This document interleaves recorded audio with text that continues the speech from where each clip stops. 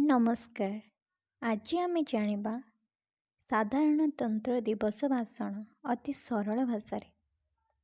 ସମ୍ମାନୀୟ ସଭାପତି ମହୋଦୟ, ପୂଜ୍ୟ ଗୁରୁଜନ ବୃନ୍ଦ, ଉପସ୍ଥିତ ଥିବା ମୋର ପ୍ରିୟର ସାନ ବଡ଼ ଭାଇ ଓ ଭଉଣୀମାନେ, ଆଜି ଏହି ପବିତ୍ର ସାଧାରଣତନ୍ତ୍ର ଦିବସରେ ମୋତେ କିଛି କହିବାକୁ ସୁଯୋଗ ମିଳିଥିବାରୁ ମୁଁ ନିଜକୁ ଧନ୍ୟ ମନେ କରୁଅଛି।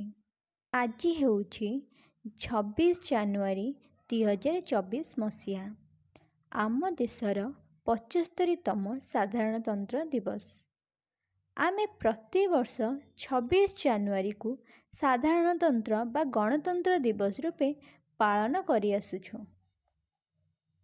ଆଜିର ଏହି ପବିତ୍ର ଦିନଟି ହେଉଛି ପ୍ରତ୍ୟେକ ଭାରତୀୟଙ୍କ ପାଇଁ ଏକ ଅତ୍ୟନ୍ତ ଗର୍ବ ଓ ଗୌରବର ଦିନ।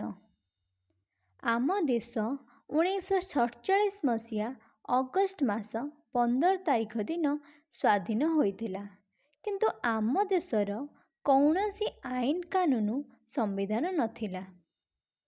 ତେଣୁ ଡକ୍ଟର B.R. ଆମ୍ବେଦକରଙ୍କ ଅଧ୍ୟକ୍ଷତାରେ ଏକ ଟିମ୍ ଆମ ଦେଶରେ ସମ୍ବିଧାନ ଲେଖିବା ଆରମ୍ଭ କରିଦେଇଥିଲେ।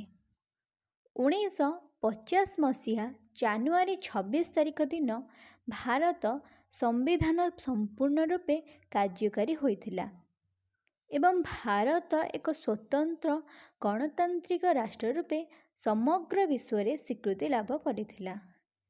ଏହି ସମ୍ବିଧାନ ତିଆରି ହେବା ପାଇଁ 2 ବର୍ଷ 11 ମାସ 18 ଦିନ ସମୟ ଲାଗିଥିଲା। ଭାରତର ଏହି ସମ୍ବିଧାନ ଡକ୍ଟର ଭୀମରାଓ ଆମ୍ବେଦକରଙ୍କ ଦ୍ୱାରା ଲିଖିତ ଏବଂ ଭୀମରାଓ ଆମ୍ବେଦକରଙ୍କୁ ମଧ୍ୟ ଆମ ଭାରତର ସମ୍ବିଧାନର ଜନକ ବୋଲି କୁହାଯାଏ। ଏହି ଦିନରେ ସମସ୍ତ ସ୍କୁଲ, କଲେଜ ଓ ସରକାରୀ ଅନୁଷ୍ଠାନରେ ପତାକା ଉତ୍ତୋଳନ କରାଯାଏ ଓ ଆମ ଜାତୀୟ ସଙ୍ଗୀତ ମଧ୍ୟ ଗାନ କରାଯାଏ।